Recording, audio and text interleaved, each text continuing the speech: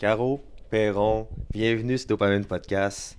Merci, Phil. Je suis content de t'avoir aujourd'hui. Là, c'est la suite de l'épisode d'avant que j'avais dit, c'était 118, mais c'est lui le 118 avec Kat Laroche, d'Ego sans Ego, qui s'associe avec le Dopamine Podcast pour m'aider et faire en sorte que le projet soit encore plus gros.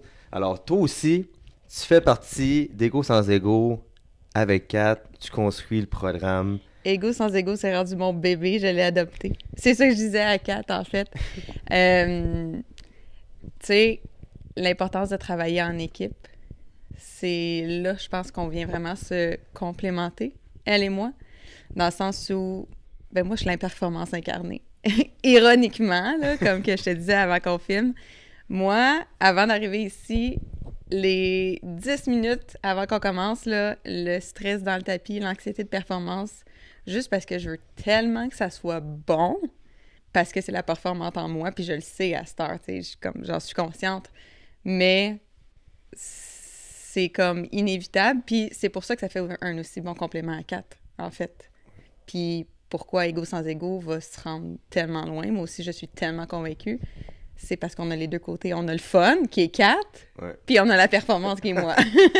Puis là, t'es rentré ici, on a relaxé un peu avant de commencer, Ouais. on s'est parlé. Parce que tout le monde qui vient ici au début, c'est stressant, mais dès qu'on s'assied un peu, on passe, ça part. Mais avant qu'on parle du projet, puis de qu'est-ce que tu fais dans le projet, j'aime ça voir le background des gens un peu, d'où tu viens, puis comment tu as fait en sorte que maintenant tu fais ça dans la vie. Alors, peux-tu me parler de ton background, sport où tu veux, à l'âge que tu veux.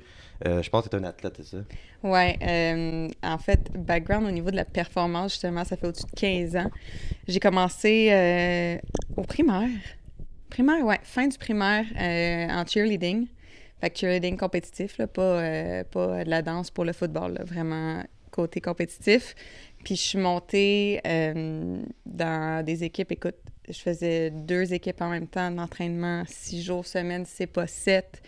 Vraiment pour aller au niveau national et éventuellement mondial, auquel je me suis pas rendue parce que j'étais trop blessée. La performante en moi, justement, c'est... Moi, je suis le genre de personne qui poussait. Nos coachs, t'étais blessé, c'est pas grave, tu continues. Tu mets du tape, ça va passer, tu iras voir le physio après, on s'en fout, continue. Les filles, l'équipe, en cheerleading, en fait, c'est des runs de 2 minutes et demie, les chorégraphies, puis tant et aussi longtemps qu'on n'avait pas une run parfaite, on recommençait, jusqu'à temps qu'on l'aille pour finalement boire de l'eau. Tu vois, comme Ouais. à quel point c'était intense. Puis, ben moi, une équipe, c'était pas assez. Fallait que j'en fasse 2, évidemment. Fait que je me suis vraiment rendue... je me suis poussée au-delà de mes limites. En fait, j'étais complètement déconnectée de mon corps. Tout ce qui était important, c'était de performer le plus possible parce que c'était là que j'avais la reconnaissance puis la validation externe. C'est là où j'avais le droit à avoir des « good job »,« félicitations »,« hey, bravo ». C'est là où ben, je me démarquais le plus parce que justement, mon cerveau était tellement capable de dissocier, d'oublier même que j'étais blessée. J'ai des photos, là, je suis tapée de bas en haut. Mes épaules, mes poignets, mes chevilles, mon genou. Mon genou, j'ai été voir des spécialistes jusqu'à l'Université de Montréal. Écoute, j'avais de l'eau dans le genou, un ménisque partiellement déchiré. Ça en était... Ça avait... Honnêtement, je regarde ça à cette heure, puis ça n'a même pas de bon sens. Comment j'ai pu me rendre à ce niveau-là de blessure, puis continuer pareil à performer pour un sport qui est même pas reconnu aux Olympiques ou dans lequel tu peux même pas avancer puis faire carrière. C'est fou pareil, là. Mais ça, mettons, là, on rentre tout là-dedans Ouais. par rapport au système nerveux. Comme je disais à Kat, comme je dis à tout le monde que j'en parle maintenant, puis même moi, c'est depuis que je connais Kat, que j'ai la connaissance Oh. quasiment du terme système nerveux, on s'entend, là. Puis que maintenant, je suis capable de voir qu'est-ce que je fais de bien, qu'est-ce que je fais de mal, blablabla. Toi, à cet âge-là, c'est certain que tu sais pas c'est quoi le système nerveux, mais est-ce que tu te rends compte que tu es de même? Toi, t'as la validation, la performance, ou c'est ancré en toi, tu penses pas à ça, puis que t'es all-in sans vraiment avoir réfléchi à ça, genre? Zéro pin bar réfléchi à ça, là. Tu sais, écoute, quand j'ai commencé au primaire, t'as quoi, 10, 11 ans?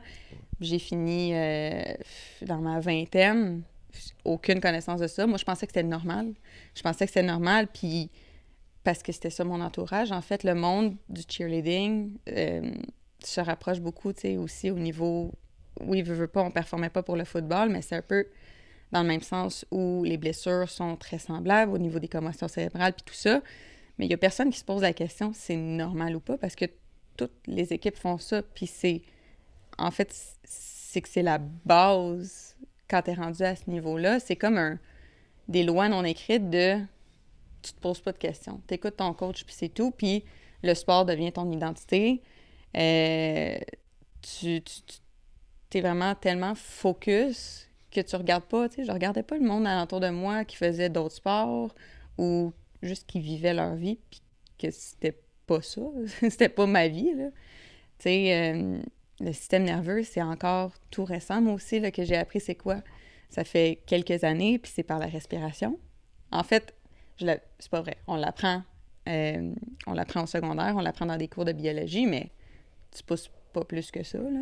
Tu On te écoute demandes à pas. moitié au secondaire, de toute façon. Ben, c'est ça. Fait que, tu sais, tu te poses pas plus de questions, puis non, dans ces âges-là, t'as pas nécessairement le niveau de conscience que j'ai développé avec les années, veux pas, en faisant du travail sur moi aussi. Fait que tout ça pour dire que c'était juste normal à ce moment-là, puis il y avait pas de question de est-ce que je performe parce que c'est un mécanisme de défense? Est-ce que je performe parce que je remarque que j'ai droit à des good jobs puis à de la validation? C'était juste, c'est de même, ça marche. Point barre, tu sais. Mais est-ce que le cheerleading, c'est encore de même aujourd'hui, là, les coachs que genre, si tu veux boire de l'eau, il faut vraiment que tu fasses une chorégraphie parfaite. C'est un peu archaïque, là. C'est même peut-être dangereux, parce que ben, ton corps, tu peux le pousser à une certaine limite. Fait que c'est encore de même ou Oui, c'est encore de même? c'est Ouais. encore de même pour avoir des gens que je connais qui sont encore là-dedans. Le cheerleading, c'est un autre monde, c'est un autre niveau. Puis, tu sais, honnêtement, comme je dis, c'est pas un sport dans lequel tu peux avoir une carrière qui va être payante, mais les coachs, les athlètes agissent comme si. Fait que, malheureusement, c'est encore de même. Puis je pense que ça fait aussi partie de pourquoi je veux amener justement le niveau de la conscience. Moi, j'aime ça appeler la performance consciente, parce que veux pas, tu deviens conscient, tu deviens au courant, tu vois, puis quand tu vois quelque chose qui se passe, ben tu peux pas dévoir, comme qu'on dit. Tu sais, t'en deviens, c'est devant tes yeux, là, c'est flagrant. Fait qu'après ça, ben de te dire, OK, ben ça, c'est peut-être pas normal, ça, c'est peut-être un petit peu trop poussé, justement, de, Colin, faire une demi-heure de pratique sans boire d'eau, puis c'est l'armée, là. C'est littéralement ça, c'est l'armée, là. On se Pour le des cachera pas. motivations inconnues, finalement. Là. C'est pour gagner le championnat à la fin de l'année ou dans un tournoi. Exactement. Il n'y a pas Quand d'argent rattaché à ça, pas d'avenir, rien. Même Là. pas. Quand Ok. on parle des championnats mondiaux, c'est le plus loin que tu peux te rendre en cheerleading présentement. Il n'y a pas aucune reconnaissance, reconnaissance olympique. Tu sais, c'est vraiment championnats mondiaux. Après ça, c'est tout. Tu sais, Mais là, tu me dis que tu as fait ça jusqu'à la vingtaine. ouais. Qu'est-ce qui a fait de t'arrêter? Puis après ça, mieux que tu es tout le temps dans la performance, puis que ton système est régulé. T'as-tu transféré ça vers autre chose? Tu sais, j'ai un exemple que moi, puis j'en parle souvent, je le sais, là. Mais tu sais, dans ma vingtaine, j'étais alcoolique. Fait que quand j'ai arrêté de boire il y a 3 ans et demi, ben, j'ai transposé ça à j'ai plein de projets, j'ai un podcast, je suis dans le fitness, je fais ci, un marathon, des amis marathon, trop dessus. J'ai transféré mon intensité dans d'autres choses. Toi, c'est quoi la cause que tu as arrêté et qu'est-ce qui s'est passé après? Mes blessures. Comme je t'ai dit, j'étais tapée de haut en bas. Puis je vais toujours m'en rappeler, ma dernière pratique à vie, qui était une pratique pour notre show de fin d'année, en fait, qui est même pas une compétition, qui est juste un show. Mais je me suis blessée à mon pouce. J'ai déchiré mes ligaments, qui sont pas assez qui ont jamais été assez déchirés pour avoir une opération, mais qui m'ont tout le temps, qui me briment maintenant. Tu sais, si, exemple, je prends des poids plus lourds, même juste ramasser de la vaisselle, des fois, je le sens. Fait que, tu sais, juste là, de dire que je me suis rendue là, c'est quand même un certain niveau qui fait, à cette heure, qui n'a aucune logique, qui fait aucun sens. Puis quand j'ai pris ma décision d'arrêter parce que j'étais trop blessée, puis je me suis dit, OK, ça peut pas continuer comme ça, Caroline. J'ai 20 ans. Voyons donc qu'à 20 ans, je suis même plus capable de prendre des poids puis des assiettes. C'est là que ça a comme tourné une switch dans ma tête, puis ça fait, OK, tu sais quoi, c'est assez. Mais là, je vais la chercher où ma dopamine, je vais la chercher où mon adrénaline? Ben, ça a été dans le fitness. Fait que j'avais déjà commencé à m'entraîner, tu sais, veux pas, en faisant le cheerleading, ben, pour me garder en forme, tu sais, avoir des muscles, la force, puis tout ça, j'avais déjà commencé à m'entraîner au gym. Et là, ben, en étant plus, en ne m'identifiant plus comme une athlète de cheerleading, il fallait que je m'identifie à quelque chose d'autre. Puis c'est dans quoi? Ben, c'est dans le fitness.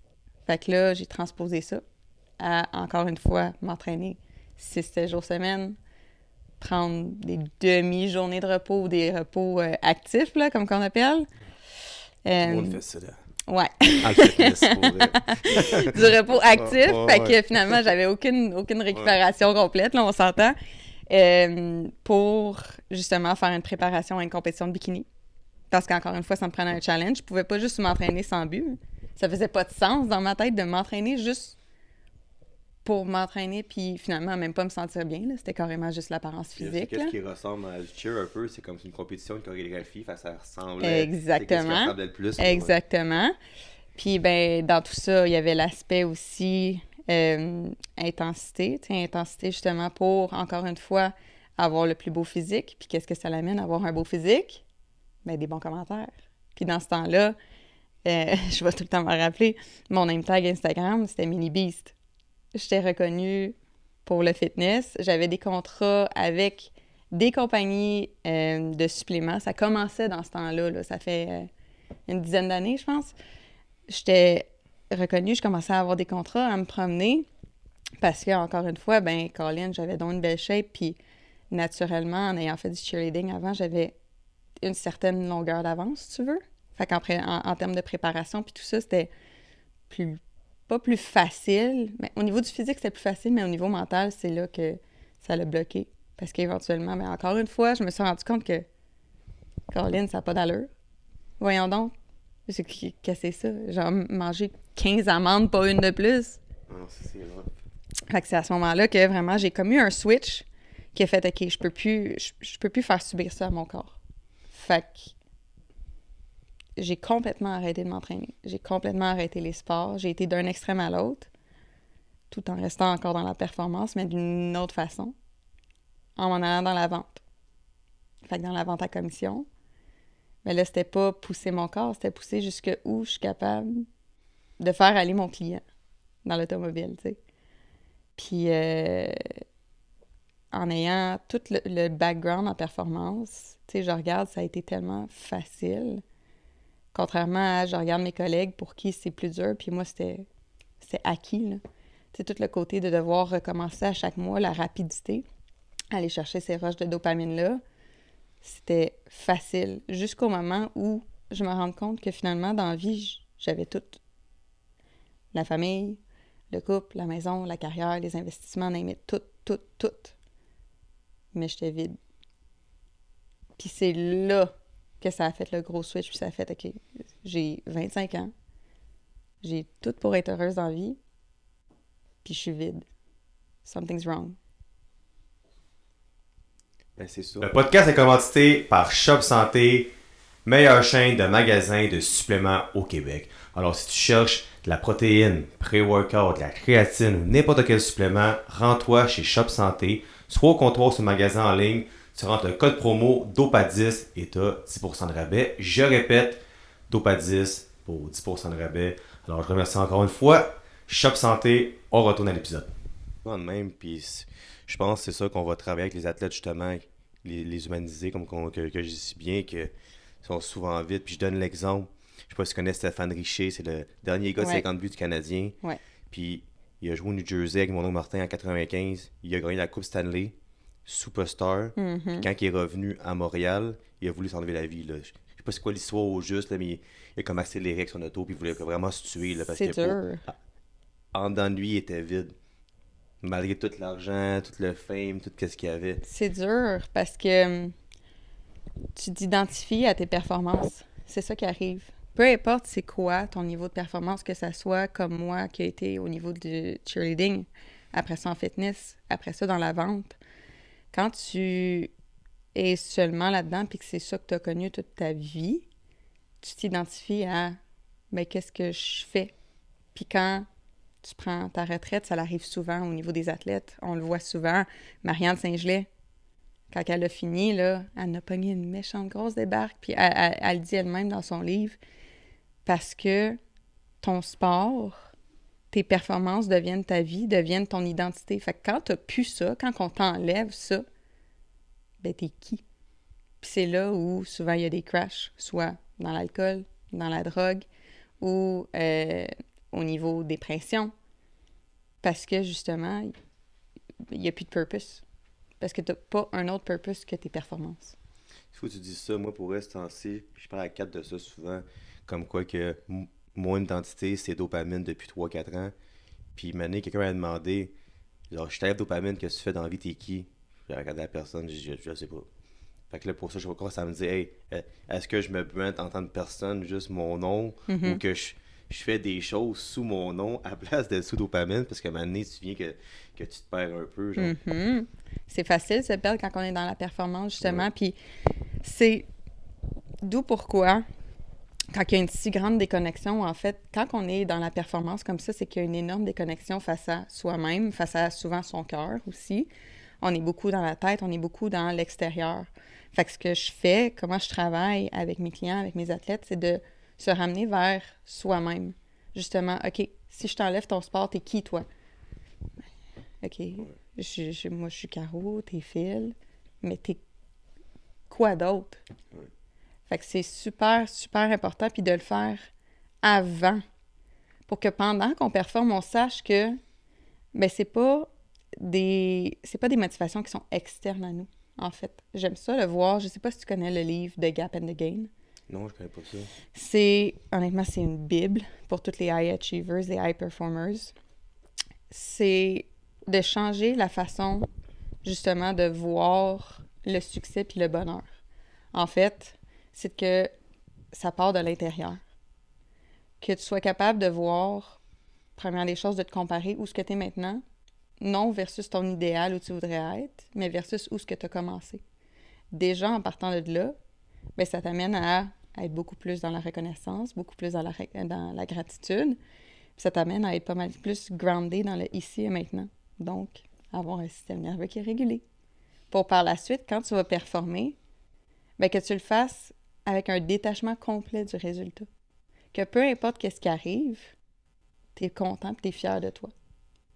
Ben ça, c'est fou parce que indirectement, je le fais puis je t'explique. Tu sais, quand j'ai commencé à courir, là, moi, je voulais absolument rentrer mon demi-marathon en 1h50, on va dire.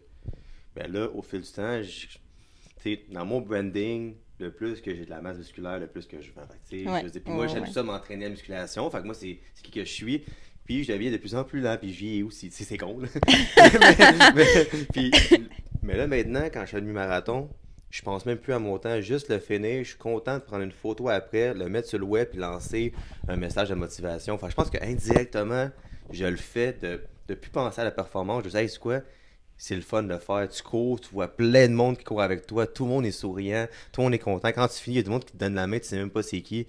Je pense que ça, c'est plus gratifiant que juste dire, hey, je l'ai fait en 1h50. Parce qu'en bout de ligne, là, on pense que le monde sont impressionnés par ça, là, mais le monde s'en contrefou, même s'il faut pas se fier au monde, mais on se fie au monde pareil, c'est comment que c'est. Fait que t'as raison quand tu parles que c'est comme le journey ou juste le processus à la place du résultat tout le temps. Genre. 100%. Puis, laisse-moi te poser une question. T'as-tu plus de fun en le faisant de même? Oh ben oui.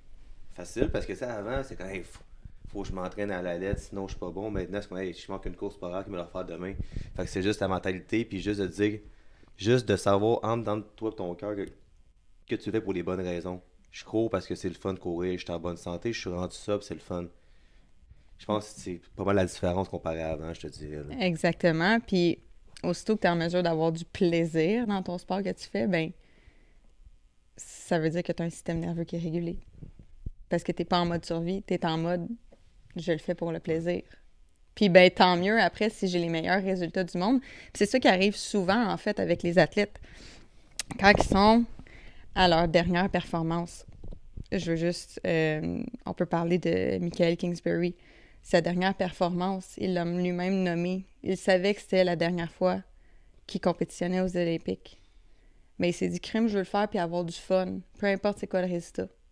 Qu'est-ce qui s'est passé? il nous a ramené l'or. Ouais. Aussitôt qu'on enlève la pression sur les épaules d'un athlète qui retourne dans le plaisir, indirectement, les résultats sont meilleurs. Pourquoi? Parce que le système nerveux, il est régulé. Il est dans le lâcher-prise complet. Je vous présente le deuxième commanditaire du Dopamine Podcast, NIH Supplément, marque de haute gamme de produits naturels qui vient évidemment d'ici au Québec. Dans mon cas, je prends les produits de sommeil à chaque soir et je dors très bien depuis que je les consomme. Alors si tu veux trouver les produits NIH Supplément, évidemment, tu peux te rendre chez Shop Santé avec le même code DOPA10 pour 10%. On retourne à l'épisode. Là, je rentre là-dedans. Je rentre là-dedans parce que récemment, puis il faut faire attention. Qu'est-ce qu'on dit aussi ici, là? T'as fait un reel qui expliquait un peu la réaction de Kingsbury quand il a fini égal, qu'il aurait dû gagner, mais en tout cas, c'est correct. Il a eu la médaille d'argent, puis il a juste d'une manière. Ouais. T'as posté ça, il y a eu beaucoup de réactions, dont Jean-Luc Brassard qui a commenté. C'est super bien, je suis vraiment content qu'il ait commenté là-dessus.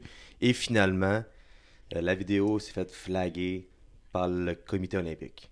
Ouais. Là, il faut faire attention parce qu'on va amener des athlètes olympiques ici bientôt. On veut pas faire de bisbille, mais on a quand même le droit à notre opinion là-dessus.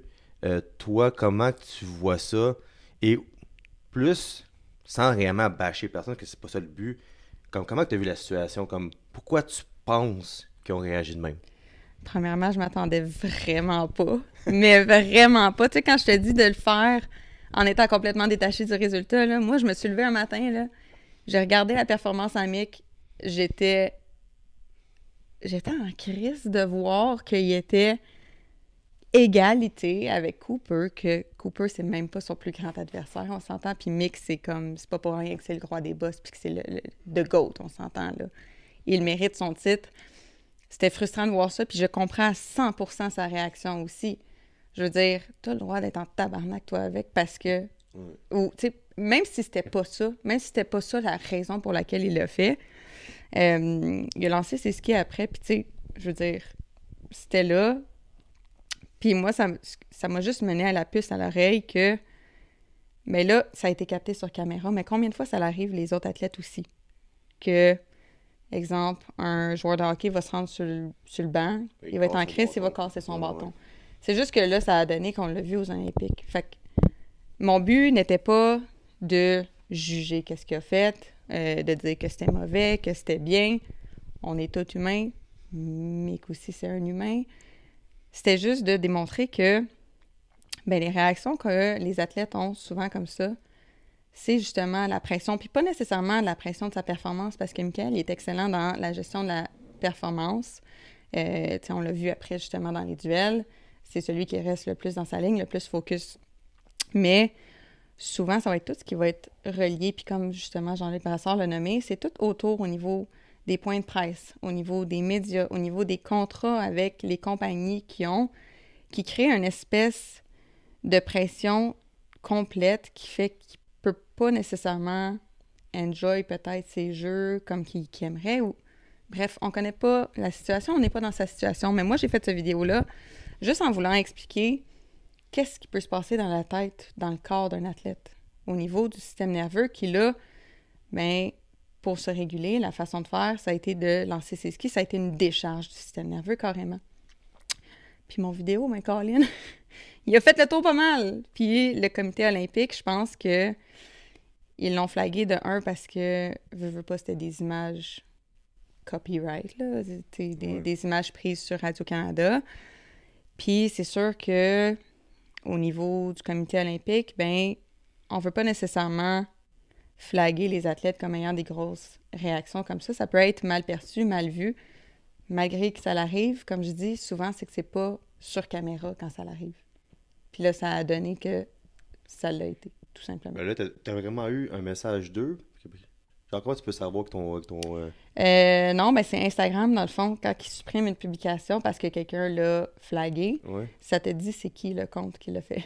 Ah ouais? Oui, parce que tu peux t'arranger directement avec le compte, leur écrire un email, essayer de prendre un arrangement, puis excuse, c'était pas ça mes intentions ou tout ça, mais ils te le disent c'est qui. Puis moi, c'était carrément écrit Comité international olympique. Sauf d'un autre côté, je fais mon gars qui est réseaux sociaux, qui brand ses affaires marketing. Ça reste quand même valorisant de savoir qu'ils ont regardé puis que ça les fait réagir parce que s'ils réagissent de même, c'est parce qu'ils savent que t'as raison. Fait que, puis ils veulent pas se l'avouer, puis ils sont fermés, puis ils veulent pas comprendre, puis il y a sûrement d'autres raisons derrière ça, mais ça reste quand même qu'il aurait pu juste l'ignorer. Ça l'a fait réagir. C'est comme si moi, je sors une collection de vêtements puis que Nike, admettons, là, me poursuivrait, mais je serais quasiment Ouais. fier, tu sais, c'est comme, c'est con à Oui, dire, mais- oui, il y a une rendu certaine là. fierté. Il y a une certaine fierté reliée à ça parce que je me dis, OK, ma voix, moi, c'est juste à quel point Ouais. ma voix porte. Ouais. Sans même, je veux dire, j'avais aucune mauvaise intention. J'avais aucune intention de faire parler nécessairement. Tu sais, ça a juste été une vidéo que j'ai faite le matin puis qui m'a pris 5 minutes à faire. Là. No big deal là-dedans. Puis finalement, ça s'est rendu là. Ouais, il y a une certaine fierté, c'est sûr et certain. On se le cachera pas que je suis comme, OK, bon, ben, ma voix est importante finalement. Tu sais, c'est juste que ça prouve que chacune des opinions, puis je veux dire, je suis pas connue, je suis pas famous, là, ces réseaux, là. Mais que ça puisse se rendre là, c'est parce que Colin, on a du bon contenu, justement, puis on a des bonnes connexions, des bonnes connaissances, là. Puis tu sais, je pense en conclusion là-dedans, ils ont peut-être mal compris ce que tu voulais dire. Puis c'est. On dit le comité olympique, là, c'est peut-être la personne des réseaux sociaux, tu sais, c'est une personne qui est peut-être qui vient de se réveiller, et cross-site, voit ça, puis panique, tu sais, je veux dire, Ça reste c'est encore pas une fois comme un si humain. c'était genre 10 docteurs avocats qui checkaient ça. Non, non, c'est sûrement quelqu'un rapidement qui a capacité là-dessus. Peut-être que c'est de l'incompréhension, peut-être. Fait que, tu sais, regarde, c'est plate, c'est une super belle vidéo, mais. On donne le bénéfice du doute. Regarde, moi, c'est un humain qui est là encore derrière, Ouais. derrière l'écran, qui a vu ça. Peut-être justement, comme tu dis, elle filait pas ce matin-là. Ouais. Who knows? Rendu là, ça m'a juste prouvé que on pèse lourd dans la balance, finalement. Tout ce qu'on a à faire, c'est d'amener Kingsbury ici, voir qu'est-ce qu'il en pense. Alors, Michael est invité, évidemment. On va attendre une réponse. Ok, on va voir qu'est-ce qui va arriver avec ça. Et bravo, moi, je veux dire encore bravo à Mick Ben oui, de nous avoir c'est- amené la médaille d'or. Fait que là, dans le fond, si on revient à ton background, Ouais. là, t'as réalisé que même si t'avais tout, t'avais un vide. Fait que du moment où tu t'es dit, OK, je lâche la vente, jusqu'à quel moment t'es rentré dans le monde du breathwork et d'avoir des, on dit ça, des groupes, des idées, ça, blablabla. Fait que Ouais. c'était quoi tes motivations derrière ça? C'était-tu, encore une fois, comme pour tout le monde, monétaire, ou c'était vraiment, hey, moi, je veux rentrer dans autre chose? Ce qui s'est passé, en fait, c'est que j'ai carrément eu l'appel à aller faire une retraite où, justement, il y avait du breathwork. J'étais comme, tu sais quoi, il faut que je prenne du temps pour moi. J'ai jamais fait ça de ma vie, prendre du temps rien que pour moi. Je veux dire, je vivais pour les autres. Je voulais, tu sais, la validation externe, tout ça. Fait que je mettais pas mes limites. Fait que c'est la première fois de ma vie où j'ai dit, tu sais quoi, moi, j'ai besoin de ça, je vais y aller. Puis ça a juste fait un déclic, en fait. Ce qui s'est passé, c'est que on a fait une mini-séance de breathwork de 10 minutes, mais l'effet intérieur que ça m'a fait, j'avais jamais vécu ça. Puis je me dis, OK, si ma respiration, ce que je fais à chaque jour de ma vie, on s'entend, on le fait inconsciemment, là. Si tu respires pas, tu meurs. C'est pas compliqué. J'étais comme, OK, si 10 minutes de respiration consciente font cet effet-là à mon corps, un effet que j'ai jamais vécu, que ce soit avec l'alcool, avec la drogue, avec peu importe n'importe quel moyen que j'ai essayé pour m'engourdir, il y a quelque chose là-dedans. Fait que, tu sais, ça m'a vraiment reconnecté à mon ressenti dans mon corps que j'avais jamais feelé ça avant, là. Fait que c'est là que ça fait un gros déclic, puis ça dit, OK, faut que j'aille là-dedans. Il y a quelque chose à aller chercher. Je veux dire, on prend 20 000 respirations en moyenne dans une journée, inconsciemment. Fait que c'est quoi de prendre 5-10 minutes de respiration consciente dans une journée? C'est pas grand-chose de notre temps. Là, on s'entend, là, c'est pas une tâche que tu rajoutes.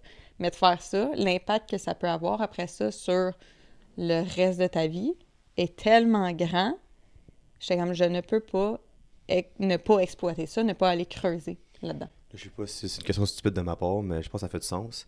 Est-ce que tu peux devenir dépendant de ça? En voulant, tu sais, mettons, t'es dépendant de la drogue, de l'alcool, de la sexualité, de ci, de ça. Ouais. Est-ce que tu peux devenir dépendant du breathwork, comme mettons qu'il t'en faut à tous les jours pour bien te sentir, ou c'est pas quelque chose qui... Tu respires à tous les jours? Ouais. T'es-tu dépendant de ta respiration? Ben oui, mais je veux dire, mettons, Dans un certain... Prendre un 5, 10, 15 minutes par jour, je parle. Puis c'est Quand pas ça- beaucoup, fait que tu devrais le faire tous les jours, dans le fond. Là. Oui, ça dépend de l'intention que tu mets dedans. Si c'est rendu que « Oh my God, j'ai pas respiré, quand même, ma journée ira pas bien », là, ça peut être malsain. Versus, je le fais le matin, le soir, peu importe. Dans parce une que, routine, ouais, dans une routine, parce que je sais que ça me fait du bien. Je sais que sur mon corps, tu sais, comme moi, le matin, je me lève, je le sais que si je prends pas mon 5 minutes de respiration, peu importe le type, peu importe la technique que je fais, mais dans ma journée après, je vais être plus réactive. Mon système nerveux va être beaucoup plus enclin à tomber dans le mode survie, à le mode réactif, que si je prends le petit 5 minutes juste pour moi, juste mon moment pour moi qui me fait du bien, que là, je pars ma journée puis je suis plus calme déjà d'emblée. Fait que, oui et non, pour répondre à ta question. Tout dépend toujours de l'intention avec laquelle tu le fais. Quand ça devient mécanique, quand ça devient comme une obligation et non comme une petite routine pour te sentir bien parce que tu sais les bienfaits que ça a sur toi, bien là, c'est sûr que ça peut jouer négativement, effectivement. Présente la boisson officielle du Tout Podcast, Spark Energy Drink, qui vous offre des électrolytes ou des boissons énergisantes. Alors, si évidemment vous vous rendez au Shop Santé, vous n'avez pas le choix de vous prendre une ou plusieurs cannes Spark. Encore une fois, le même code promo, DOPA10 pour procurer des cannes Spark chez Shop Santé. Merci beaucoup. Mais là, on veut pas te dire, donne tous tes conseils non plus. Si le monde veut le breathwork, il faut qu'ils viennent te voir. Tu vois, qu'est-ce qui est normal? C'est ça le but, dans le fond, d'amener du monde. C'est pour ça.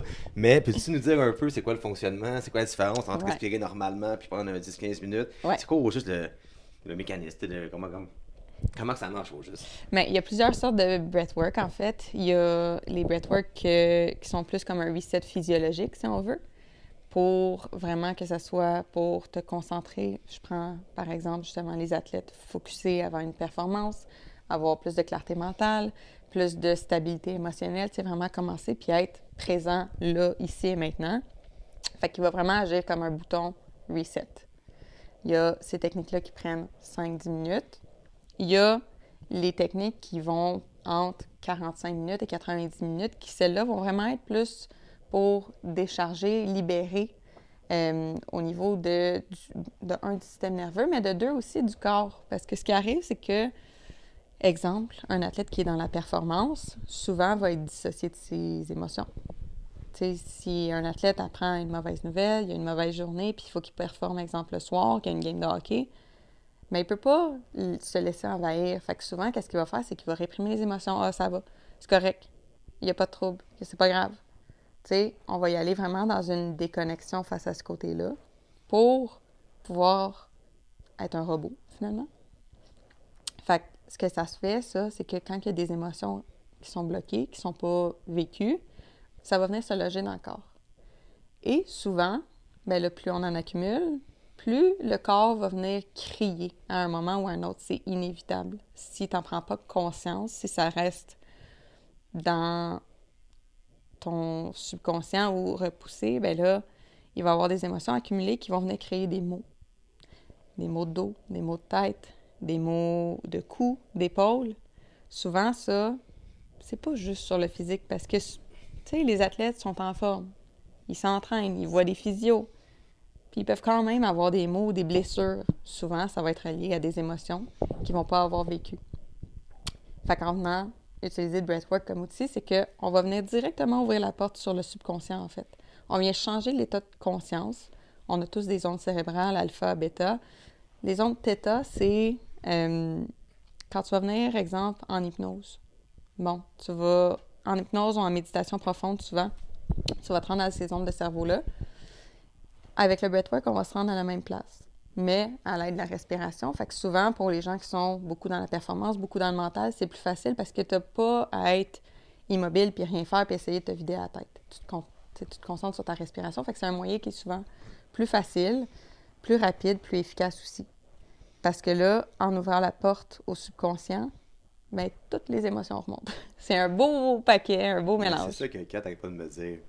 Que j'aurais essayé ça avec toi, Mané. Pour le faire, Mané, avec José P, si tu veux nous filmer. Genre, moi, ça me dérange pas d'être vulnérable et de faire la caméra, je me rends jusque-là. Parce que souvent, elle me dit, hey Phil, tu penses à quelque chose, faut que tu libères. Puis elle, Kat, libère super bien, mais j'avais quelqu'un libérer même sa vie. Ouais. Pour elle. Puis moi, j'essaye de libérer, mais ça reste tout le temps pogné. Fait que peut-être que j'aimerais faire ça maintenant. Ce qui arrive, c'est que quand on est conscient, ben là, il y a justement tes blocages, t'as tes sentiments de culpabilité, de honte, de « Ah non, j'ai pas le droit de faire ça, il faut que je reste tough. » Quand t'es dans le subconscient, t'as pas grand contrôle sur toi, mettons. Oh, ouais. Tu sais, puis c'est pas... Ça va pas nécessairement se libérer. C'est ça que le monde pense aussi souvent. On voit des vidéos de breathwork qui ont l'air vraiment comme extrêmes, des cris puis tout ça. Ça se peut que ça soit pas pantoute ça, là. Ça se peut que oui, qu'il y ait des pleurs, qu'il y ait des cris. Des fois, le monde, ils vont libérer en riant. Fait que, tu sais, pour moi, dans ce cas-là, c'est drôle parce que... C'est spécial, pareil. Ouais, puis c'est pas parce que c'est des rires que c'est nécessairement une émotion, tu sais, de joie ou quoi que ce soit. C'est vraiment juste la personne, c'est la façon qu'elle libère. Et il y a des fois, ça va être super somatique. Fait que ça va être le corps. Carrément, le corps peut shaker. Quand le système nerveux, il a été surchargé pendant trop longtemps, il était en mode survie, les niveaux de cortisol sont trop élevés dans le corps. Ça va être au niveau du système nerveux. Fait que la personne peut trembler. Il peut avoir ce qu'on appelle de la tétanie, fait que les mains en pèse de crabe, qui vont venir comme figer, en fait. C'est vraiment le corps, à ce moment-là, peu importe la façon dont ils ont besoin de libérer, qui va se libérer. Puis en n'ayant pas la barrière du conscient, de l'ego, ben là, c'est comme, il n'y a pas de filtre. Fait que tout ce qui a à sortir va sortir. Puis, des fois, tu ne comprendras pas nécessairement c'est quoi, là. J'ai plein de clients, là, plein d'athlètes qui sont comme, je sais pas qu'est-ce qui s'est passé, mais je me sens mieux, je me sens plus léger. Mais il y a quelque chose qui a sorti, il y a une boule qui est remontée. Tu sais, des fois, ça va être de la chaleur, ça va être une boule, des blocages qu'on va ressentir que finalement, j'ai l'impression d'avoir de l'air dans les poumons. Ça peut tellement se passer de différentes façons, puis chaque fois, ça ne sera pas nécessairement la même façon. Mais c'est l'équivalent de 5 ans de thérapie en 90 minutes. Oh, oui. Parce que quand tu vas en thérapie, souvent, c'est que tu vas mentaliser. Ça va t'aider à comprendre. Tu sais, comme Kat, qu'est-ce qu'elle fait? C'est qu'elle aide à comprendre, à créer des liens. Mais tant et aussi longtemps qu'il y a une émotion reliée à une situation, ben ça reste là. Ça reste là, puis t'as bien beau la comprendre. Tu sais, souvent, c'est que c'est ça. On comprend, on sait qu'est-ce qu'on... On le sait. On doit pas faire ça. Je comprends pourquoi je me sens comme ça. Mais mon corps, lui, comprend pas. Pourquoi? Parce qu'il y a encore l'émotion, il y a encore le blocage, il y a encore la croyance qui est enregistrée dans le système nerveux. Fait qu'en venant utiliser le breathwork comme outil pour combiner à ce que ton cerveau sait, bien c'est là où on vient vraiment libérer le corps complètement. C'est juste moins rentable pour quelqu'un. T'es comme 50 thérapies versus 90 minutes. Mais c'est rentable finalement pour quelqu'un. Mais mon but à moi, là, c'est pas que mes clients ils dépendent de moi toute la vie. Là. Ouais. J'ai pas envie. Si mon client a besoin de moi toute sa vie parce qu'il dépend de moi, à quelque part, je fais pas ma job comme il faut. Ben oui. Oui. Exact. Je fais pas ma job comme il faut, puis j'y apprends pas à devenir souverain. Tu sais, j'y apprends pas à se réguler par lui-même, puis à gérer par lui-même, puis à comprendre par lui-même. Fait que non, mon but, c'est pas d'avoir un client pour toute la vie. Ouais. Mon but, c'est de faire un processus qui va être court, rapide et efficace pour qu'après ça, mes clients soient contents, que les clients soient en mesure de par lui-même faire ses liens, puis décharger. Oh ben oui, t'es comme un outil du bien-être dans le fond. Tu sais, c'est comme t'es un outil, 100%. T'es là le temps que t'es là, puis that's it. 100%. Puis si après ça, moi, la personne peut avoir des nouveaux acquis, avoir un nouvel outil dans son coffre à outils, si l'athlète peut rajouter cet outil somatique-là qui est la respiration, ma job est faite. Ben là, le breathwork, est-ce que c'est un domaine qu'on a tout découvert ou toi, t'apprends encore là-dessus? Non, j'apprends. Toute ma vie, je vais apprendre. Ouais. La respiration, là, tu sais, quand tu regardes, aussitôt que tu vis quelque chose, un changement d'émotion, une fébrilité, un stress dans ta vie, la première chose qui change, et tu remarqueras, c'est ta respiration. Que tu sois heureux, que tu sois stressé, que tu sois fébrile, que tu ailles, peu importe, de la peur, la première chose qui change, c'est ta respiration. Fait que tant et aussi longtemps qu'on respire, il va y avoir des choses à apprendre. Là, aujourd'hui même, quand on tourne ça, vous sortez où on sort, 4 sort, tu sors, on sort, le programme, le nouveau programme. Fait que dans l'épisode de 4, on pouvait pas encore en parler. Là, on peut en parler. Il sort officiellement le 3 mars. Ah, c'est plus tard finalement? Ouais, on l'a repoussé un petit peu. On n'a pas dit ça 4 ans. Ok, mais d'abord, qu'est-ce que tu penses de ton association avec Ego Sans Ego? Que là, tu es avec 4 là-dedans. T'as aussi Claudia qui est là-dedans aussi. Ouais. Là, il y a moi avec le podcast qui est un pilier. On a Ouais. d'autres boys, Julien, José P qui va nous aider aussi avec tout ce qui est vidéographie et tout. Fait, peux-tu nous parler de ton appréciation de ton nouveau projet avec nous? Honnêtement, là, je suis tellement contente. Puis c'est drôle parce que l'année passée, moi, ça a tout le temps été, je veux travailler avec les athlètes, justement, puis je travaille avec les athlètes parce que, pour l'avoir vécu, je sais à quel point c'est dur, à quel point c'est demandant, à quel point tu es tout le temps challengé, que ce soit par tes coachs, par toi-même, par tes parents. Puis le manque d'outils et de conscience dans le domaine a été clairement ce qui a fait en sorte que ma carrière, si je peux dire, a fini plus tôt. Fait que d'avoir une équipe qui ont la même mission, la même vision sur le long terme, qui veulent amener cette conscience-là au niveau du sport, qui veulent carrément révolutionner, man. On change le sport. Ouais. On change le sport. Ça n'a pas de prix pour moi.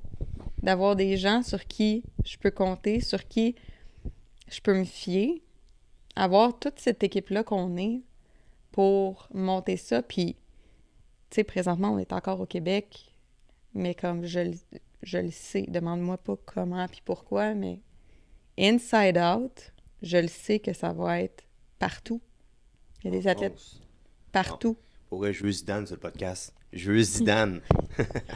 Fait que d'avoir une si belle équipe comme ça qui a vraiment la même vision, pour moi, c'est ça. Ça n'a pas de prix.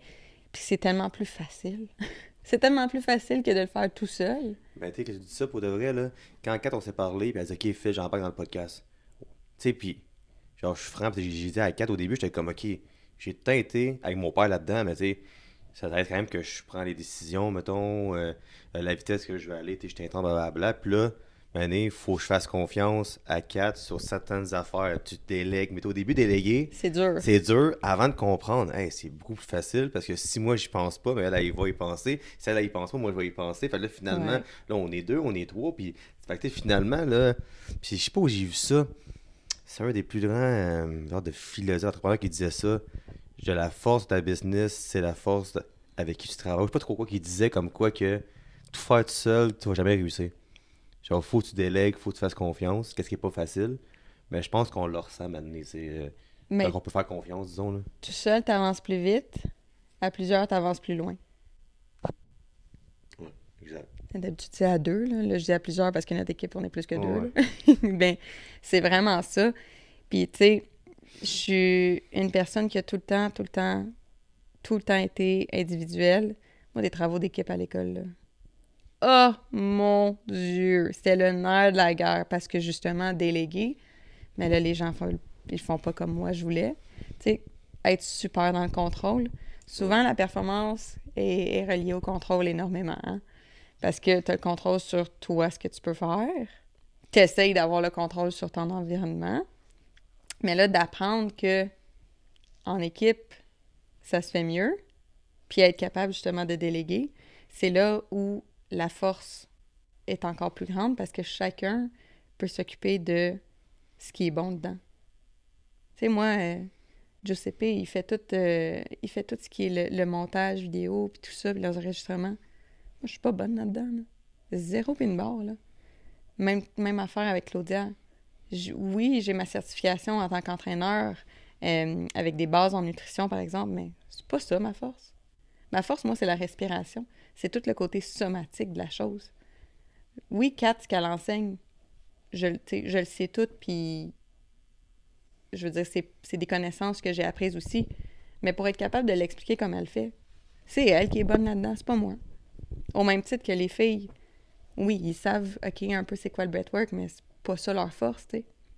Fait que vraiment, de travailler en équipe comme ça, je pense que c'est ce qui va nous amener encore plus loin, puis avec pas mal plus de plaisir aussi.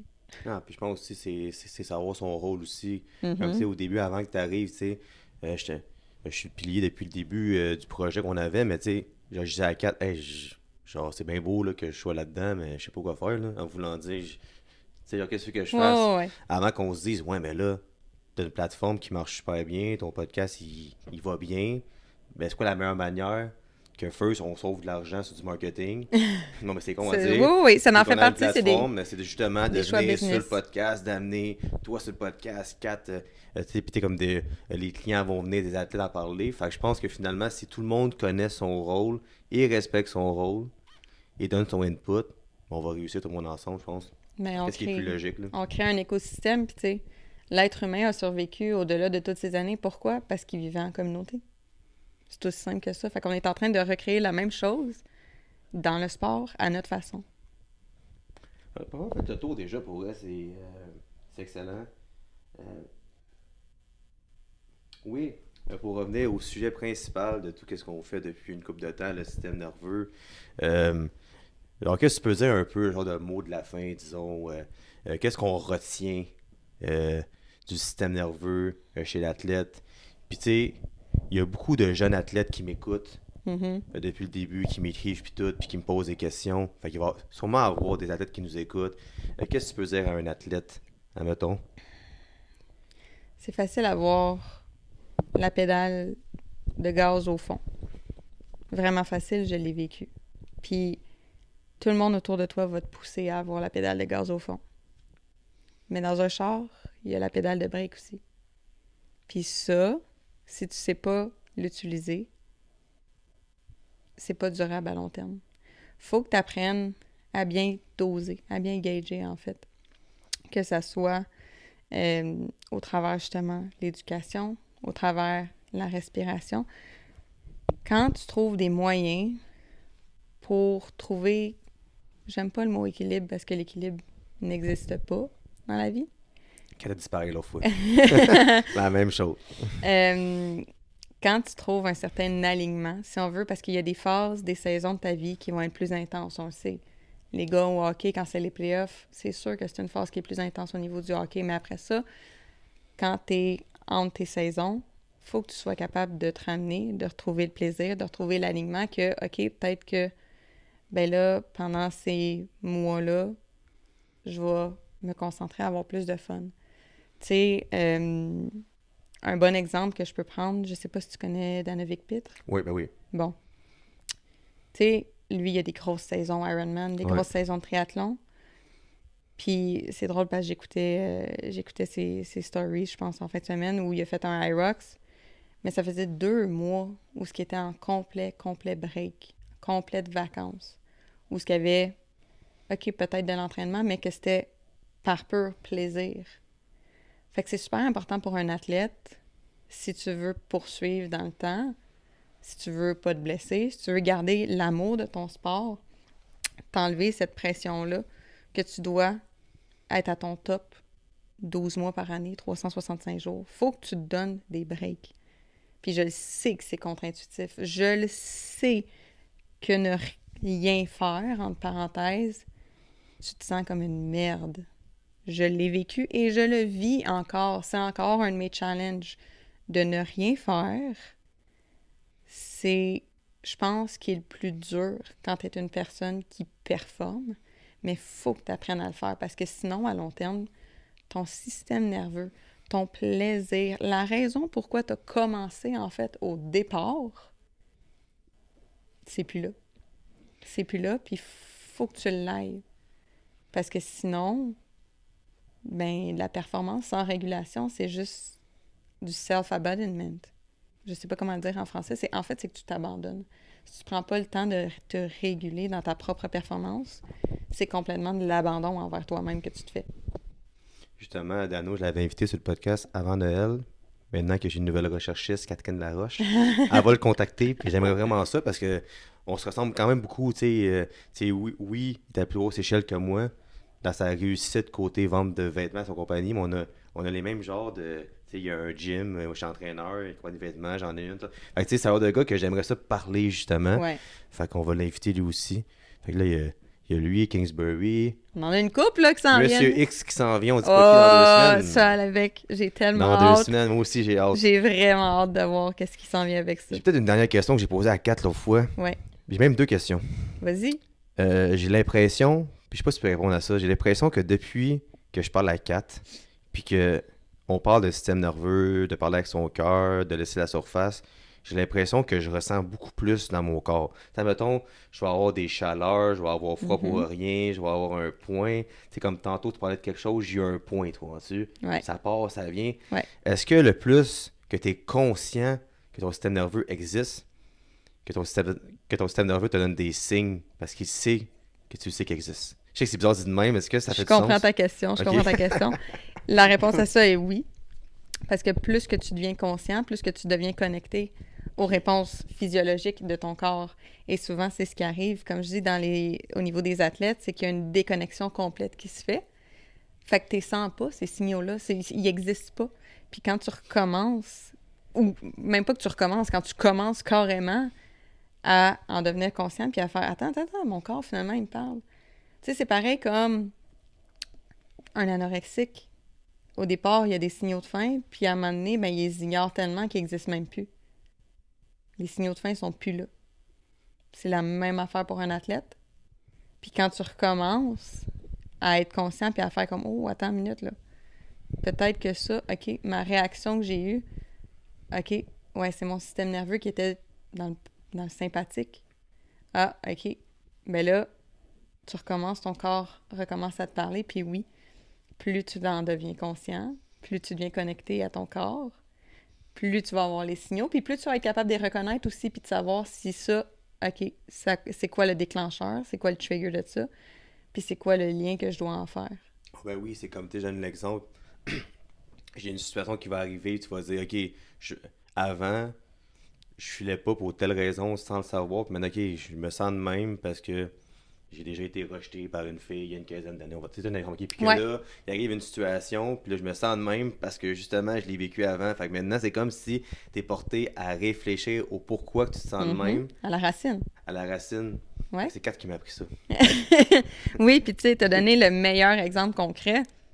En m'en venant ici, 10 minutes avant d'arriver, j'ai commencé à sentir une boule dans ma gorge. Ma respiration était plus courte, plus saccadée. Là, je sentais que j'étais plus comme crispée, mon corps. Mais tout ça, c'est des signaux qui annoncent que, mais présentement, je fais de l'anxiété de performance. Parce que, Colin, je m'en vais sur un podcast, j'ai un message à passer, je veux que ça passe bien, je veux bien tout dire, m'assurer de pas oublier. Ça passe super bien. Mais tu sais, tout ça, c'est des signaux que maintenant, je le sais. Avant mes performances, là, en cheerleading, là, mal au cœur, je pouvais vomir. Je manquais de l'école tellement j'étais fébrile parce que, niaiseux, là, tu sais, les sorties d'école là, de fin d'année, là, j'avais tellement hâte, mais moi, je pensais que j'avais hâte, mais au final, c'était de la fébrilité qui, pour le corps, est comme de l'anxiété. C'est la même affaire. La tête, le corps ne sait pas la différence entre les deux, mais Colin, je vomissais. Puis je manquais l'école à cause de ça. Même affaire pour mes performances. Je vomissais. Fait qu'il fallait vraiment que j'apprenne à me gérer, puis j'avais pas les outils pour ça à ce moment-là. Puis mon autre question, puis j'ai posé à Kat celle-là aussi. Toi, s'il y a une jeune fille dans la même situation que toi, ou un athlète, soit n'importe qui, pas quel âge, là, ou quelqu'un de normal, un humain, mettons. Là. Oh, ben, on est tous des humains. Oui, dans la tête du monde qui font pas de sport nécessairement professionnel, mais monsieur, madame, tout le monde, monsieur, madame, tout le monde. C'est quand que tu devrais te rendre compte que tu as un problème, que ton système nerveux il est comme dérégulé? C'est quand, mettons, c'est quoi les signes les plus concrets que tu dis, hey, OK, si je me sens de même, il y a peut-être un problème. Là. Ben, ou les signes les plus communs, disons. Oui, les signes les plus communs, ben, ça va être au niveau de ta respiration. Souvent, tu sais, comme je dis, aussitôt qu'on a une émotion, la première chose qui change, c'est la respiration. Le monde ne va peut-être pas nécessairement le remarquer, mais les gens vont remarquer une boule dans le ventre, un sommeil qui est agité, la tête qui tourne, pas capable d'être présent, penser à 1001 affaires en même temps. Combien de fois j'ai un athlète, un client, peu importe, qui me dit « Si je pense à ça en même temps. » Juste ça, le fait que tu n'es pas capable de te concentrer sur une affaire, ben ça montre déjà que tu es en état de stress. Et un état de stress égale à un système nerveux qui est dérégulé, égale à je suis en mode survie. Puis des fois, on le sait même pas, mais ça fait tellement longtemps, sauf que ton corps, parce que ça fait tellement longtemps que tu es dans cette situation-là, il a appris à vivre avec. Tu sais, quelqu'un qui fait de l'anxiété généralisée, par exemple, ben, il a probablement vécu avec son stress, son anxiété toute sa vie. Fait que pour lui, c'est normal. Pour lui, il se sent pas stressé. Mais c'est quand il va être rendu au point où on fait une crise de panique que là, pour cette personne-là, c'est faire de l'anxiété. Alors que réellement, la situation dans laquelle cette personne-là se trouve quotidiennement est une situation où le système est dérégulé en permanence. Mais parce que la personne a appris à vivre avec, c'est normal. Fait que c'est seulement quand il va être rendu au bout, où on devrait même pas se rendre, mais on est humain, fait que, inévitablement, ça arrive. Mais c'est quand il est rendu au bout du rouleau, puis c'est souvent trop tard, pour ça qu'on voit des burn-out, des épuisements, des dépressions, c'est parce que on n'est tellement pas à l'écoute du corps et de ses signaux qu'on se pousse à bout. Puis souvent, il est trop tard. Yes. Comment tu vois notre projet, court, moyen, long terme, où tu nous vois dans 5 ans? Hey, je peux même pas dire dans 5 ans, pour vrai. C'est dur de savoir même dans 90 jours, parce qu'à cette heure, pour vrai, en ce moment, ça va tellement vite, mais... Ou ton idéal, disons, là. Je l'ai dit à Kat cette semaine, je pense. J'ai dit, Kat, dans 4 ans, on est tous aux Jeux olympiques. Il y a du monde qui vont penser que je suis folle, là. Invité par le comité olympique. C'est ça, le comité olympique qui nous invite. Non, mais sérieusement parlant, j'ai tellement une grande vision que, oui, j'ai la forte pensée et croyance que, honnêtement, on va tellement décoller. À court terme, on va être déjà en Europe. Sérieux. Avec qu'est-ce qui s'en vient, j'ai aucun doute là-dessus. Le moyen et long terme, sûr et certain qu'on est rendu aux Olympiques. Que ce soit pour l'équipe canadienne, que ce soit pour le comité en règle générale, peu importe. No joke, le monde sportif a tellement besoin de ça à cette heure. C'est rendu un no-brainer, en fait. Les signes sont tous là. Le Dopamine Podcast, le podcast officiel des Olympiques. Mon père capoterait bien. Ça sonne bien, hein? Ça sonne bien. Oui, ça sonne bien. Ben, pour vrai, merci beaucoup d'être venu. C'était super bon. Plaisir. T'as très bien fait ça, je trouve. Merci, ça rassure ma petite performance. Oui, écoute, un 10 sur 10. Avant de terminer, je nomme mes commentaires encore une fois. Je commençais par Shop Santé, qui est avec moi depuis le début. Dans le fond, le code promo en magasin en ligne, c'est DOPA10. Et chez Shop Santé, ils vendent les produits Spark Energy, qui est la boisson officielle du podcast, et les produits NIH suppléments. Bon, merci beaucoup tout le monde. Merci, Caro. Merci, Phil. C'était excellent. À la prochaine.